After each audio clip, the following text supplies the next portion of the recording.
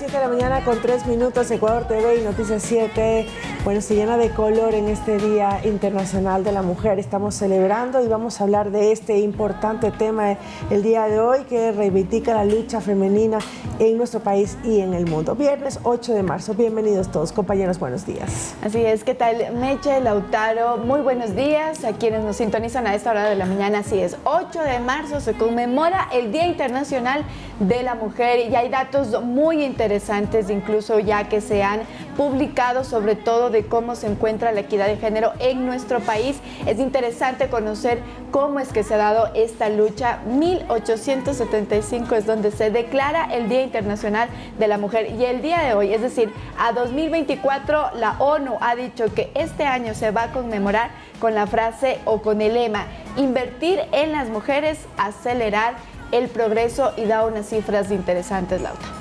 Compañeras, muy buenos días. Buenos días. Saludo también a la gente y sobre todo a las mujeres que nos ven.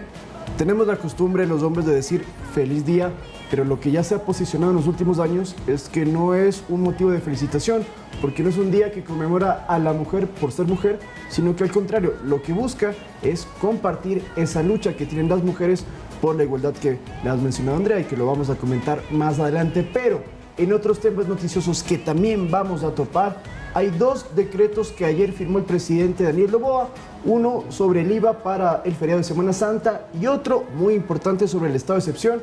Rápidamente les decimos, fue extendido, ya lo vamos a abordar más ampliamente. Aquí empezamos.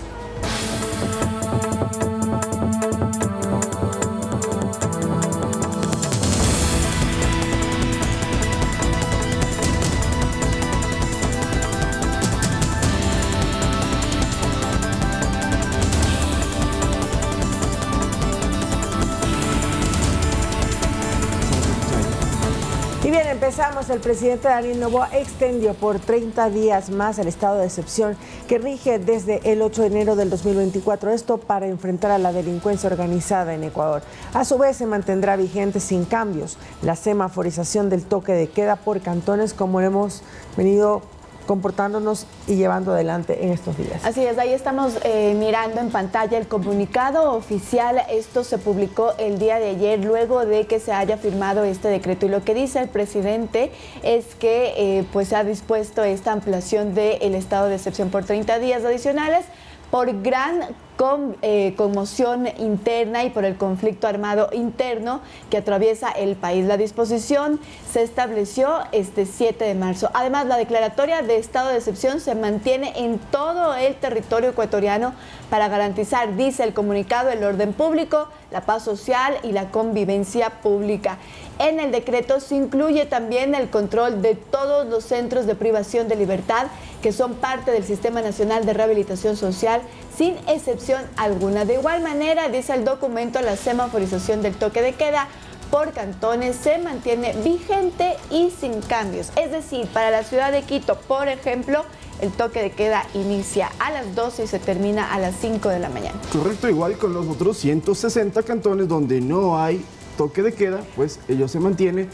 Estas medidas habrá que ver si en los próximos días se analizan y según el estado de seguridad del país puedan o no haber cambios. Lo cierto es que han preferido entonces mantenerlo. Lo mismo, el derecho a los allanamientos sin orden judicial se van a continuar realizando, y esto sí ha permitido más de 4.000 operativos que se han hecho a escala nacional justamente para combatir a los que son integrantes de los grupos terroristas del país. Entonces sabemos que tenemos un estado de excepción ampliado. Este es el último que se puede, digamos, con el estado de excepción del 9 de enero. Si el presidente a futuro quisiera continuarlo, tendría que emitir un nuevo decreto según lo que establece la ley. Esto estaba entonces dentro de lo previsto.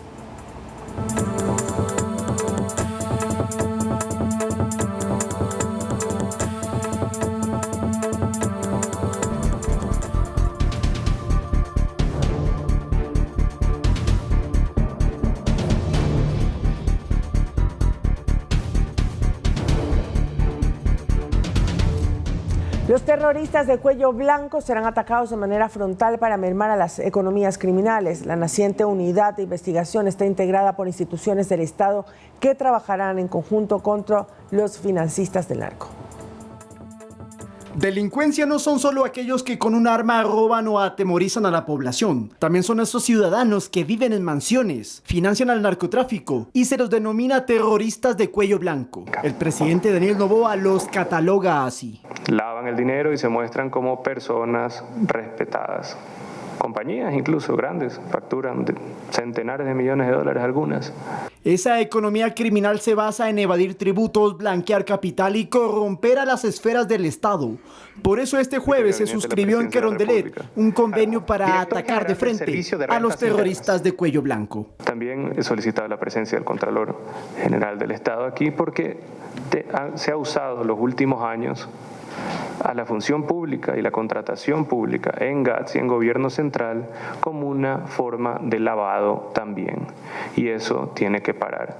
La intención es obtener una economía libre de, valga la redundancia, economías delictivas. Para ello trabajarán en conjunto los ministerios de Gobierno y del Interior, el SRI, la Unidad de Análisis Financiero, el Servicio de Aduanas y la Presidencia de la República. Quien coordine las acciones será la Secretaría de Anticorrupción. Y ya es momento de que los mecanismos de inteligencia sean usados para combatir de manera eficaz a la delincuencia y todas sus formas de financiamiento.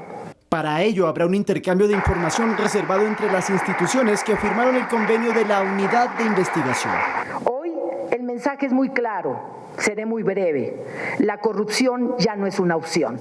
Y durante la suscripción, el presidente Noboa aprovechó para enviarle un mensaje a la fiscal general Diana Salazar, tras las últimas investigaciones contra los presuntos delincuentes de cuello blanco. La hemos apoyado a la fiscal, la cual originalmente y con justa razón tenía total preocupación de destapar algunas joyas de grillos en los gobiernos pasados por miedo y temor a su vida. Ahora hemos aportado en darle la valentía y darle el apoyo para que ella pueda trabajar. Vale destacar que este convenio suscrito tiene una duración de 2 años y puede aplazarse por 1 año más. Desde Carondelet, con cámaras de José Luis Gualotuña, Lautaro Andrade Castro, Noticias 7. Y la Fiscalía solicitó la versión de 3 personas en el caso Metástasis. Se trata del periodista Anderson Boscan, la fiscal Yanina Villagómez y la excomisionada de pacificación de las cárceles Claudia Garzón, quienes deberán rendir su versión este viernes desde las 14 horas. Además, la fiscal dio 72 horas a la Unidad de Análisis Financiero y Económico UAFE, así como al Servicio de Rentas Internas SRI, para que elaboren y envíen informes de los movimientos financieros y tributarios de los investigados desde el año 2022 hasta la fecha. Dentro del caso Metástasis existen por el momento 39 procesados.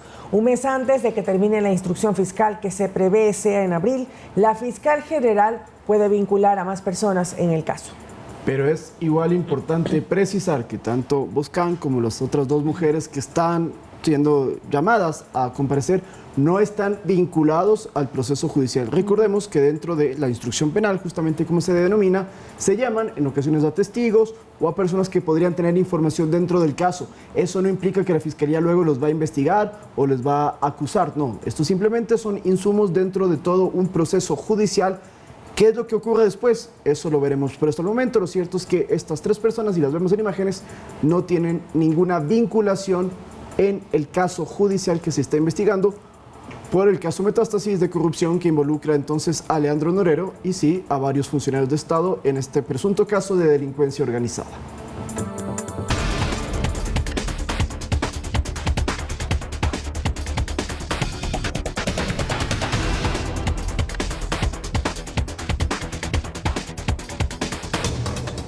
Ecuador mantiene mesas de diálogo con México para abordar la situación del ex vicepresidente Jorge Glass. Así lo dio a conocer la canciller Gabriela Sommerfeld, quien además destacó que las relaciones con esa nación están fuertes.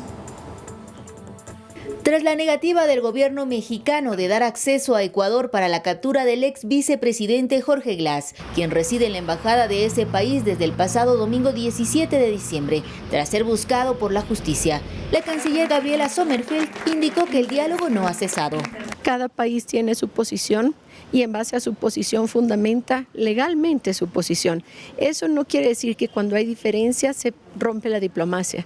Cuando hay diferencias es justamente donde está la mesa de diálogo y mantenemos una comunicación permanente, abierta, diálogo virtual, diálogo por escrito. Al preguntarle si se reiterará en el pedido para acceder a la sede diplomática mexicana, esto fue lo que respondió. Es mejor que este momento donde ha habido mucha interpretación con visiones particulares y no con una perspectiva en general del problema que ha causado mucho ruido alrededor de un tema sensible, no se especule más y se trabaje en los canales que hay que trabajar, que es en mesas de diálogo bilaterales.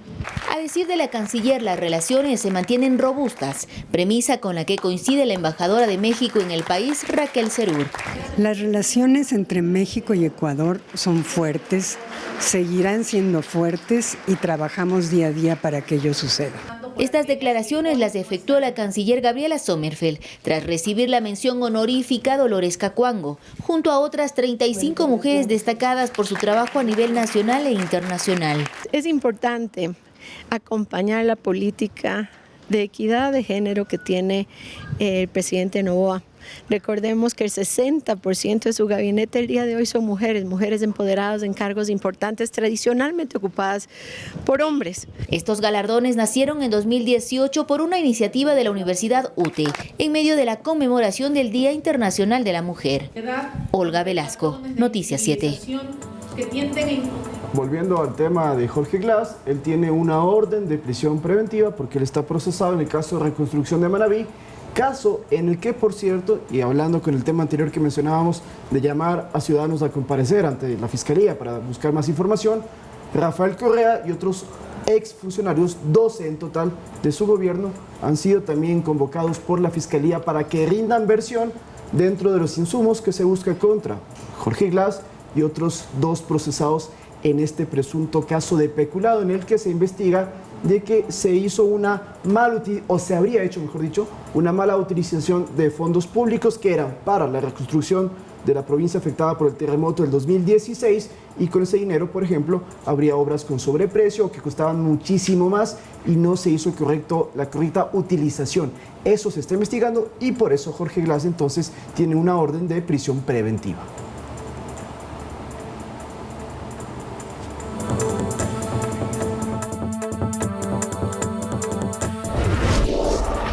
Cambiamos de tema y ahora les contamos que una mujer fue sentenciada a 34 años de prisión por el asesinato de su propia hija de tan solo 3 años de edad. El hecho ocurrió en la provincia de Chimborazo y la justicia determinó que la mujer mató a su hija a golpes por derramar un frasco de azúcar. El hecho sucedió la mañana del 21 de noviembre del 2022 en Riobamba, provincia de Chimborazo.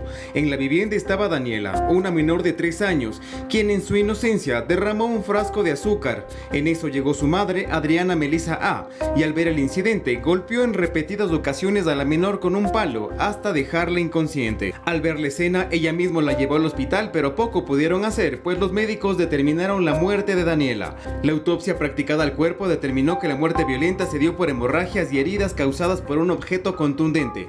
Además, las autoridades encontraron el palo con cabellos que pertenecerían a la menor. Por este hecho, Adriana fue detenida y en primera instancia fue sentenciada a 11 años de prisión, pero la fiscalía apeló, pues consideró que el hecho fue con alevosía contra niños, niñas y adolescentes, según el artículo 140 del COIP, y finalmente recibió 34 años de cárcel. El Tribunal de Alzada en la sala de apelación realizó un análisis profundo y revocó la sentencia venida en grado, estableciendo que el tipo penal por el cual se debía acusar era por el delito de asesinato contemplado en el artículo 140 del Código Orgánico Integral Penal. Se le impuso una pena privativa de libertad, en este caso a la madre de la niña, de 34 años 6 meses. Lina Marcela, tía de Daniela, la cuidó durante sus primeros años, pero después fue entregada a su madre biológica. Pero ahora ya estamos con la satisfacción de que por fin se hizo justicia y ojalá esto sirva como precedente para que las autoridades en verdad hagan una justicia por los niños, para que ningún niño tenga que pasar por lo que vivió mi niña. Porque Danielita tuvo que, durante esos 4 meses que estuvo con los padres, La niña vivió muchos maltratos. Sin embargo, este no es el único caso. Hace pocos días se conoció la muerte de Dana Ramos, de 8 años de edad, también en Riobamba, cuyo cuerpo fue encontrado en una cisterna. El principal sospechoso es su propio padre. Edison Saavedra, Noticias 7. Me imagino que ustedes en casa como nosotros conmocionados por este tipo de noticias, y quisiera reiterar las palabras que nos decía la abogada Sibel Martínez hace unas semanas que conversábamos con ella, porque en febrero tuvimos que reportar del caso de 4 niñas que fueron asesinadas por personas de su círculo cercano, íntimo, inclusive se hablaba y están procesados padres, parejas de sus madres, su propia madre. También sucedió esto en la Amazonía, donde también una pequeñita de 2 años fue asesinada y luego enterrada en el patio de la casa. Esto lo que nos decía la experta en temas de la niñez, Sibel Martínez, es que la familia tiene que volver a reconstruirse porque en estos momentos hay un estado de indefensión en los menores de edad que están viviendo un infierno, que están sobreviviendo, eran palabras de ella, y que es justamente lo que relatan reportajes como el que Edison nos lo ha preparado. Tenemos que tener una triada entre ciudadanos, Estado y también organizaciones sociales para buscar la forma de intervenir y de no dejar que esto siga ocurriendo y sobre todo evitar el silencio, tanto de vecinos, familiares de segundo grado, que se enteren de que estos casos están ocurriendo porque las muertes, y reitero, las muertes no son un hecho aislado, es la consecuencia final de una serie de actos de violencia que sufren los menores de edad y que lastimosamente se desencadena en estos hechos tan trágicos y macabros. Hoy, 8M, también es momento de poner esto sobre la palestra pública porque las cifras que ya se registran en el Ecuador sobre asesinatos a niñas y adolescentes son escalofriantes. El año pasado, en el 2023, se registró 33 muertes violentas, 33 asesinatos a niñas. 17 de estas 33 pequeñitas tenía menos de 7 años de edad. Eso es lo que registran ya nuestras estadísticas aquí en el Ecuador. Y además, lo que tú decías, eso fue el 2023, sí, pero ya solo en estos 3 primeros meses del año llevamos reportando alrededor de 4 pequeñitas asesinadas por familiares directos. Esa es una cifra que el día de hoy, precisamente 8M, se debe poner sobre la palestra, y lo insisto, porque es de eso lo que se reclama.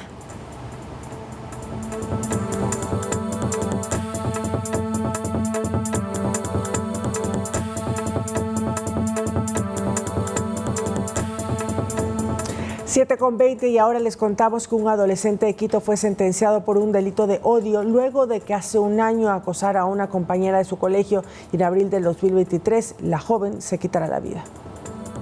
Casi un año después de la muerte de Joana, quien la habría provocado, fue sentenciado. Su acoso hizo que la joven se quite la vida. Se encuentra tipificado en el artículo 177 del Código Orgánico Integral Penal y sanciona con pena privativa de libertad a las personas que cometen actos de violencia física o psicológica de odio. En abril del 2023, sus familiares y amigos le dieron el último adiós. Ella tomó la decisión de suicidarse. No soportó el acoso y abuso físico y psicológico al que fue sometida. Me decía que le hacían mucho bullying porque ella era un poquito diferente, ¿no? Le gustaba hacer bastante ejercicio, tenía el cabello corto. Luego de reunir las pruebas y evidencias, se llegó a una sentencia. Tras confirmar de que se cometió el delito, el sentenciado es también menor de edad. Fiscalía ha obtenido una sentencia de 4 años de internamiento en contra de un adolescente que cometió el delito de actos de odio. Deja un precedente fundamental a nivel social y sobre todo deja demostrado que las personas que cometan este tipo de actos deben responder ante la justicia.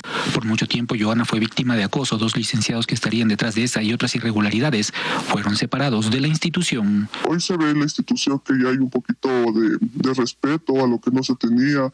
Salieron muchas denuncias de drogas y tanta cosa que todavía hay, pero ya no es como antes. Una muerte que no quedará en la impunidad y una sentencia que hará pensar a aquellos para lo que el acoso es algo normal. Definitivamente es, sí, como lo dice el reportaje, es inédito e histórico entonces que ya se sancionan acciones como el bullying que ocurren, y eso hay cifras y porcentajes de que es generalizado En la historia de la humanidad, lastimosamente, hemos podido registrar este tema del acoso, pero hoy en día ya no se lo acepta porque además tiene consecuencias muy graves. Recordemos la tortura que tuvo que sufrir esta joven, que contaban ella, ya no soportaba seguir con su vida por los constantes ataques, comentarios ofensivos que la denigraban y que le hicieron tomar una fatal decisión. Es cierto, quien lo cometió era un adolescente también, una persona muy joven, menor de edad inclusive, pero la ley con esto lo que quiere es sentar un precedente, según lo tenemos entendido, para que no siga ocurriendo, y el mensaje a los padres, y sobre todo también que lo trasladen a sus hijos, cuando sufran acoso, bullying, cyberbullying, denúncienlo porque hay dos caminos. El tema judicial, pero también hay un acompañamiento, y ayer conversamos de eso con el ministro de Educación, para poder tomar acciones inmediatas y evitar que esto llegue a mayores.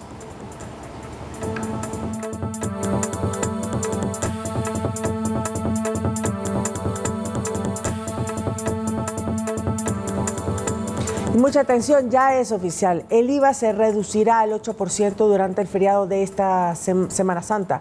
Mediante el decreto ejecutivo 190, el presidente Daniel Noboa dispuso que entre el viernes 29 y el domingo 31 de marzo, la prestación de servicios definidos como actividades turísticas bajarán en 4 puntos del tributo actual. Esto aplicará tanto para turistas nacionales como extranjeros, y el Servicio de Rentas Internas realizará las acciones pertinentes para que se cumpla la disposición. Para ello, se revisarán los comprobantes de venta en los que se evidencia el cumplimiento de la nueva tarifa. El IVA al 8% se sustenta en la Ley Orgánica para el Desarrollo Económico, que se emitió luego de la pandemia del COVID-19 como una opción de reactivación económica.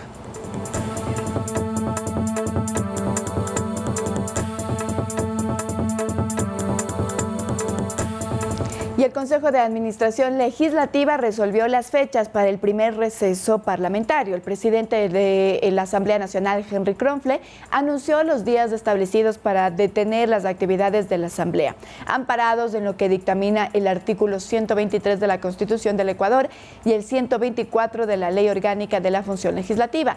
En la reunión efectuada el día de ayer, Kronfle señaló que a finales de marzo será el primer receso, mientras que para el segundo se abstuvo de revelar las fechas. Con esta suspensión de actividades se posterga, por ejemplo, el tratamiento de proyectos de ley ordinarios y proceso de fiscalización en el legislativo. Escuchemos sus declaraciones. Las fechas van a ser, para que ustedes sepan, desde el 26 de marzo al 9 de abril, porque la ley y la Constitución dice que son 15 días. Quiero informarles, van a seguir trabajando, escúcheseme bien, vamos a seguir trabajando durante el periodo del receso legislativo. Estas 3 autoridades de la Asamblea han tomado la decisión de seguir trabajando con nuestros equipos durante el periodo legislativo. Ojo, y como tú bien lo dijiste, Andrea, los proyectos ordinarios son los que se suspenden, no los proyectos de ley en materia económica urgente, y hay un quinto que entregó el gobierno, que es el de la ley de turismo, que tiene 30 días para finalizar. Este se lo presentó hace 2 semanas, luego del concierto de Luis Miguel, es decir, estamos hablando a finales de febrero, y entonces la Asamblea tendría que culminar con todo el tratamiento de este proyecto antes del 26 de marzo, para que entonces pueda ya entrar en vigencia, el presidente allanarse y todo lo que corresponde. De lo contrario, bueno, entonces recordemos que eso pasaría según lo que tenemos entendido. Así que ya lo saben, el 26 de marzo entonces la Asamblea Nacional se va de receso, en otras palabras, son vacaciones.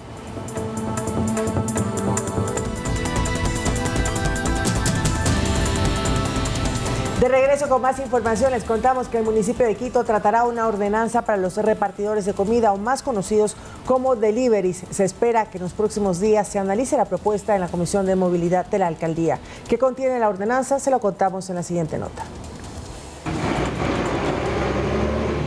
La alcaldía busca regularizar a los repartidores, o mejor conocidos como deliveries. El alcalde de Quito entregó una propuesta de ordenanza justamente para regular este tipo de actividad, pero esta no es la primera propuesta que se hace, pues en octubre del 2023 ya se entregó un proyecto de ordenanza similar. Hemos acordado dentro de la comisión es analizar el contenido de cada una de estas ordenanzas, ver la compatibilidad de ellas, el beneficio de juntarlas o también tratarlas de manera diferenciada. Actualmente, el Código Municipal no contiene una normativa que regule el transporte de comida con servicio a domicilio. Y según la concejala Analía Ledesma, desde el 2019 incrementó considerablemente la cantidad de repartidores en la ciudad.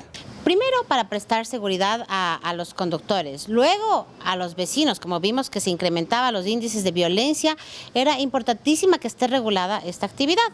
Ambas propuestas de ordenanza contemplan uso de chompas y cascos distintivos, además de una matrícula específica para los prestadores del servicio, algo con lo que concuerda la ciudadanía. Sumamente indispensable y aplaudo esa gestión porque realmente el alto índice de inseguridad amerita. Personas que se disfrazan de deliveries para atentar a las personas en la ciudad y también varias personas que atentan a los deliveries, entonces ahí creo que podría ser una forma más fácil de ayudarse entre ellos y ver bien a la comunidad.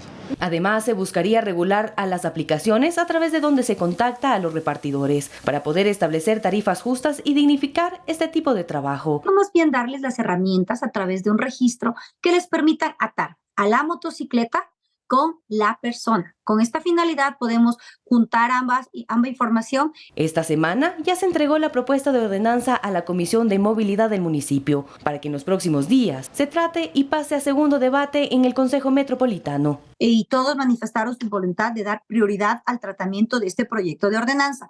Como consecuencia, lo vamos a tener aprobado ya para primer debate la primera semana del mes de abril. Y esperamos a finales del mes de abril o la primera semana de mayo ya tener aprobado el informe para segundo debate con la finalidad de que pueda ser conocido por el Pleno del Consejo y entre en vigencia. Pero los detalles de esta ordenanza se trabajarán en las próximas reuniones del Consejo. Manuela Bedón, Noticias 7.